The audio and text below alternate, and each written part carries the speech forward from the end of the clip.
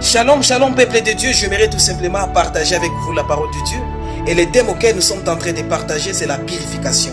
Frères et sœurs, qu'est-ce qu'est réellement la purification? La purification, c'est l'action de purifier, rendre pire, de laver des impuretés, c'est débarrasser des souillures morales. Dans les termes hébreux et grecs, c'est la notion de consécration qui pousse à la sanctification. Dans l'Ancien Testament, la purification s'effectuait pour différentes raisons, mais elle avait un but précis, celui de consécration envers Dieu, celui de communion avec Dieu. Il existe la différence entre la purification et la sanctification. La sanctification est ce qui promet l'approche de Dieu, tandis que la purification est la suppression de la souillure.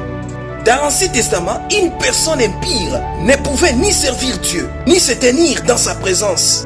Dans le Nouveau Testament, la purification est effectuée par la foi, nous dit Ephésiens 2, 8 à 9. Bien-aimés, nous ne pouvons pas devenir une nouvelle créature si nos cœurs ne sont pas purifiés. Paul nous rappelle dans 1 Corinthiens chapitre 6 et le 11e verset que en Christ nous sommes purifiés, nous sommes sanctifiés, nous sommes justifiés. Nous devons nous garder ainsi par l'Esprit de Dieu qui habite en nous.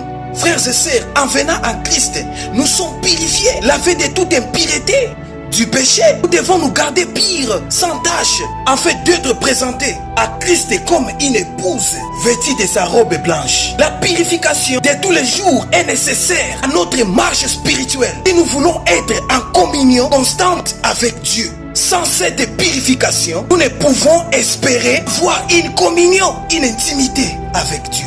Que Dieu vous